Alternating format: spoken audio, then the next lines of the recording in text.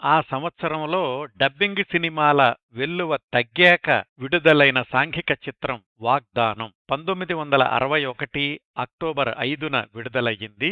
నిర్మాణ సంస్థ కవితా చిత్ర, నిర్మాతలు కె సత్యనారాయణ, డి శ్రీరామ్మూర్తి. దర్శకత్వం రచయిత ఆత్రేయ గారే కావడం ఈ సినిమా ప్రత్యేకత.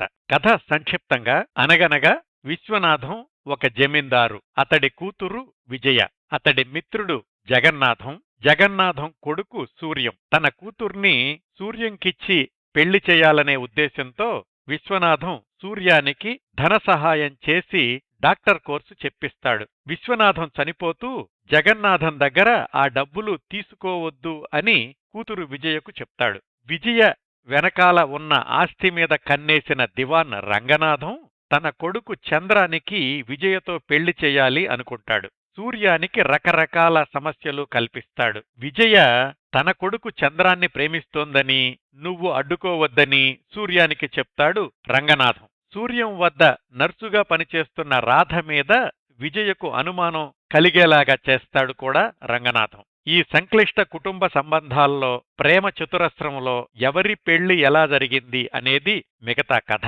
రచయిత ఆత్రేయ గారే. పాటలు శ్రీశ్రీ, దాశరథి, నార్ల చిరంజీవి, ఆత్రేయ. సినీ రచయితగా దాశరథి గారికి ఇదే తొలి చిత్రం. సంగీతం పెండ్యాల.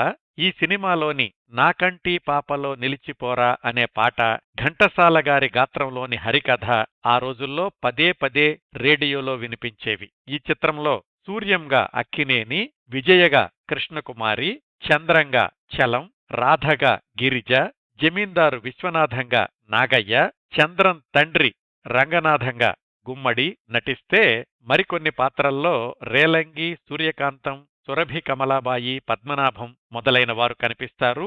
ఈ చిత్రం 7 వారాల ప్రకటన కూడా పత్రికల్లో వచ్చింది అంటే 50 రోజులు ఆడినట్లు భావించవచ్చు.